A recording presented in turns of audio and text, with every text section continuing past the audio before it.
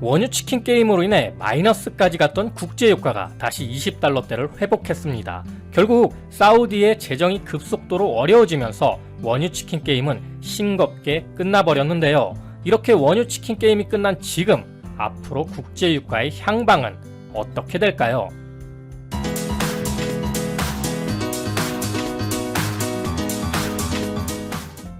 안녕하세요. 세상의 모든 지식들을 재밌고 쉽게 풀어드리는 네오의 지식창고입니다.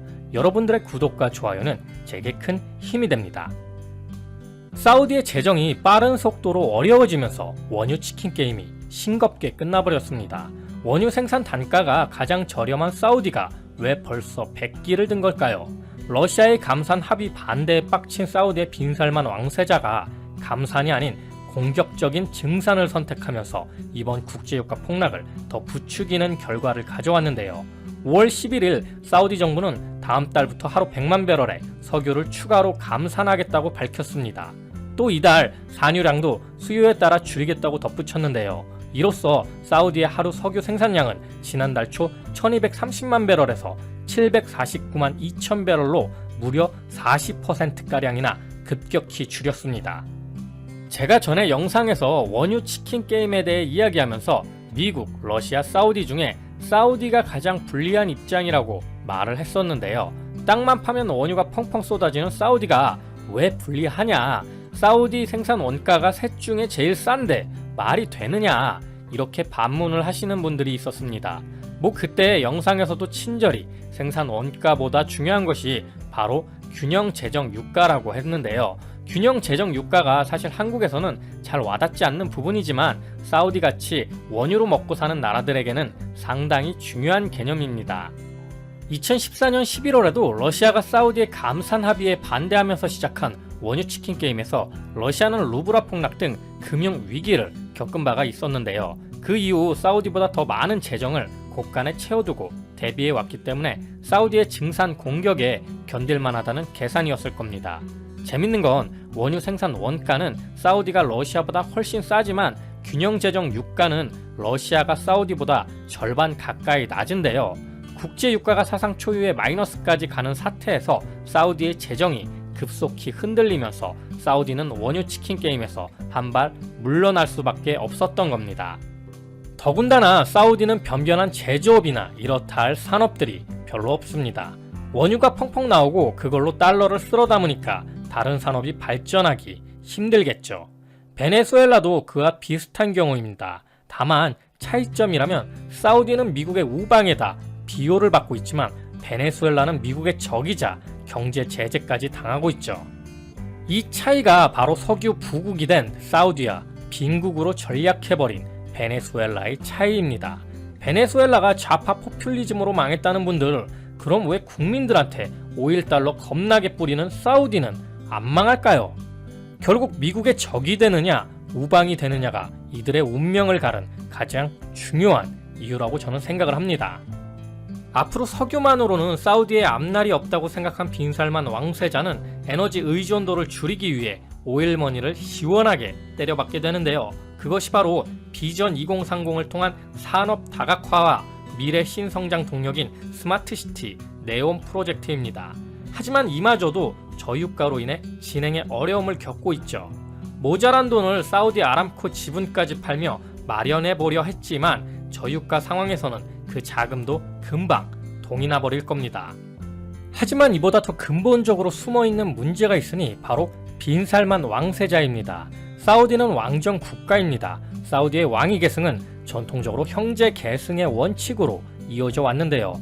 빈살만 왕세자의 아버지인 살만 국왕이 형제가 아닌 자신의 아들인 빈살만을 왕세자로 책봉한 겁니다. 한마디로 왕자의 난이 일어난 거죠. 이 부분은 후일에도 문제가 계속 발생될 겁니다. 모든 형제들에게 왕위 상속 권한이 있기 때문인데요. 초대 국왕 직계손 등 유력 왕자가 200명, 왕위 계승 권한을 가진 왕자가 7,000명, 왕족의 숫자가 5만 명을 넘어선다는 판타스틱한 상황입니다. 결국 사우디의 왕들이 일부 다처제로 까놓은 수많은 왕자들이 왕위에 관심을 가질 것이기 때문이죠. 한마디로 빈살만 왕세자의 욕심 하나로 사우디 왕가가 개막장이 된 상황입니다. 수천 년을 치고받고 싸운 중동에 풀리지 않는 종교 문제, 사우디가 이끄는 수니파와 이란이 이끄는 시아파의 싸움 원인은 이슬람 공동체 내에서 능력 있는 자를 칼리프로 지명해야 한다는 수니파와 반드시 무함마드 혈통에서 나와야 한다는 주장의 시아파의 입장 차이에서인데요. 사우디 왕위의 문제도 그와 다름이 없을 겁니다. 형제 순서대로 하다가 갑자기 왕위가 아들로 내려갔으니 꼬인 거죠. 그럼 빈살만 왕세자가 왕이 되고 다음 왕은 빈살만 동생이 되어야 할까요? 아니면 빈살만 아들이 되어야 할까요? 골치가 아파집니다. 트럼프 대통령의 사위 쿠슈너는 사우디의 이런 문제점을 일찍 간파하고 트럼프 대통령이 당선되자마자 기민하게 움직여 빈살만 왕세자와 절친이 되었는데요. 페트로달러 시스템의 핵심이 되었던 중동의 맹주 사우디는 그에게 굉장히 중요한 도구가 될 수 있었을 겁니다. 지금도 사우디의 원유 감산과 증산에 따라 세계 경제에 미치는 영향이 크기 때문인데요. 물론 예전보다는 사우디를 필두로 한 오펙의 힘이 많이 약해지기는 했지만 이번 원유 치킨 게임을 통해서도 사우디의 증산 하나로 마이너스 유가까지 간 점을 본다면 무시할 수 있는 수준은 아닌 거죠. 빈살만 왕세자는 자신의 왕권의 입지를 다지기 위해 반부패 척결을 내세워 자신들의 정적들인 왕자들을 호텔에 가두고 석방의 대가로 무려 1,000억 달러가 넘는 추가 재정을 확보할 수 있었다고 밝히기도 했습니다. 그렇게 왕자들을 가둔 감옥은 다름 아닌 리츠 칼튼 5성급 호텔이었죠. 역시 사우디의 클래스 쩝니다. 물론 그것이 사우디 재정에 많은 도움이 되면서 정적까지 해결할 수 있으니 일석이조였겠지만 그 정적들을 제거하기 위해서는 믿는 구석, 즉 보호가 있어야 하는데요. 그 보호를 쿠슈너가 담보해줬던 겁니다. 트럼프 대통령, 즉 미국의 대통령이 뒤에 있다면 정적들이 함부로 나설 수가 없겠죠. 따라서 사우디는 보호비 명목으로 미국산 무기 수입을 엄청나게 하기도 했는데요. 미국의 보호가 절실한 빈살만 왕세자는 왜 감산 합의를 원했던 트럼프 형님의 요청을 씹고 원유 치킨 게임을 했던 걸까요? 빈살만 왕세자는 이스라엘의 영토 주권 및 국가 존립의 정당성을 인정하며 과거 사우디아라비아 국왕들의 이스라엘 팔레스타인 문제에 대한 전통적 입장과 사뭇 다른 정치적 행보를 보이고 있기도 합니다. 트럼프 대통령의 사위 쿠시너는 대표적인 유대인이죠. 따라서 사우디의 증산은 상당히 계산된 행동일 가능성이 큽니다. 게다가 예전의 치킨 게임과 달리 상당히 빨리 끝을 봤죠. 그럼 각국의 상황을 정리해보죠. 오히려 이번 유가 치킨 게임은 미국 입장에서 엄청나게 찍어낸 달러로 미국의 에너지 기업들을 살리는데 쓸 수 있다는 명분이 생길 수 있었습니다. 미국식 자본주의를 적용한다면 원래 셰일 업계는 진작에 망했어야 합니다. 하지만 2014년 유가 치킨 게임에서도 살아남아 오히려 생산력은 더 커졌죠. 지금은 사우디도 쌈 싸먹을 정도로 미국의 원유 생산량은 세계 1위를 차지할 정도로 에너지 자립을 넘어 미국은 에너지 수출국이 되었습니다. 하지만 갑자기 찾아온 유가 급락은 셰일 업계의 도미노 파산을 불러왔는데요. 코로나19로 가뜩이나 원유 소비가 줄어버린 상태에서 사우디가 증산에 나서자 트럼프 대통령은 미국의 에너지 기업들을 불러 정부 지원책에 대해 논의를 즉각적으로 시작했습니다. 셰일 산업은 저유가가 되면 어느 정도 가동을 멈추게 됩니다. 아예 없어지는 게 아니죠. 하지만 그 가동을 멈춘 회사가 파산이 된다면 또 다른 기업에서 헐값에 인수됐다가 유가가 어느 정도 오르면 다시 재가동을 시작합니다. 게다가 미국 재정은 원유 가격과 직접 연결돼 있지도 않죠. 미국 셰일 회사들이 발행한 정크본드가 부실화하면 금융회사가 타격받을 수 있지만 이마저도 연방정부가 코로나19에 대응하기 위해 편성한 금융지원 등으로 셰일 회사 수명은 연장될 수 있습니다. 이렇게 미국은 사우디와 다르게 에너지에만 의존하지 않는 데다 각종 산업이 받쳐주고 거기에 킹왕짱 달러를 쥐고 있기 때문에 절대로 불리한 싸움이 아닙니다. 셰일 오일의 생산 단가는 현재 배럴당 40에서 50달러로 알려졌는데요. 국제 유가가 20달러대를 지속할수록 체력이 약한 셰일 회사들은 파산하게 될 겁니다. 역으로 생각해보자면 오히려 국제 유가 폭락으로 인해 부실 에너지 기업은 정리되고 각종 지원 정책을 밀어줄 수 있는 명분까지 생기게 되죠. 바로 독점적 지위를 가진 거대 에너지 기업들이 더 큰 혜택과 파이를 키울 수 있는 기회가 될 수 있다는 소리입니다. 저유가가 오래 지속된다 해도 쉐보론이나 엑선모빌과 같은 거대 에너지 회사가 파산했다는 소리는 듣지 못했을 겁니다. 트럼프 대통령이 원유 치킨 게임이 촉발되자마자 부른 새 회사도 바로 엑선모빌, 쉐보론, 옥시덴탈인데요. 공화당은 전통적으로 이런 석유 기업들이 후원해 왔습니다. 그러니 이 새 회사는 정부 지원금이 들어갈지언정 절대 망하게 놔둘 회사가 아니란 거죠. 고용적인 측면에서도 그렇고요. 엑선모빌 한 곳의 잉여금이 한국의 수백 개 기업과 맞먹을 정도이고, 쉐보론은 이번에에도 직원 월급은 줄일지라도 배당금은 줄이지 않겠다고 발표했습니다. 어려운 회사가 배당금을 이렇게 줄까요? 사우디는 이번 유가전쟁의 후유증으로 벌써 재정을 줄이고 과세를 높이는 등 허리띠를 졸라매고 있는데요. 부가세만 3배나 인상하기로 결정했습니다. 국제 유가가 급락한 가운데 사우디 정부는 부가세율을 오는 7월부터 기존 5%에서 15%로 인상한다고 밝혔는데요. 또 각종 정부 프로젝트에 들어가는 비용을 260억 달러 줄이고 2018년부터 시행된 국민생활보조금도 6월부터 중단될 예정입니다. 다만 가난한 계층은 수혜를 계속해서 받게 된다고 합니다. 이번 코로나 사태로 인해 돈을 오히려 더 풀어야 할 상황에서 국제유가 폭락의 영향으로 긴축 재정을 펴고 있는 사우디가 가장 큰 피해를 본 것이라 생각됩니다만, 이번 긴축 재정이 큰 저항 없이 사우디 국민들에게 받아들여지고 있다고 합니다. 한번 늘려버린 복지를 쉽게 줄이기는 어렵지만 이번 유가 폭락으로 인해 사우디 국민들에게 긴축 재정에 대한 명분을 줄 수 있었던 거죠. 이 부분만큼은 사우디 정부의 유일한 점인 것 같습니다. 결국 제대로 된 원유 치킨 게임도 해보기도 전에 사우디가 먼저 꼬리를 내려버린 지금, 앞으로 국제유가는 어떻게 흘러가게 될까요? 사우디의 공격적인 증산 발표로 마이너스 유가까지 갔던 이유는 바로 마지막 카드로 여기는 원유 저장고의 재고가 포화 상태에 이를 거란 두려움 때문이었습니다.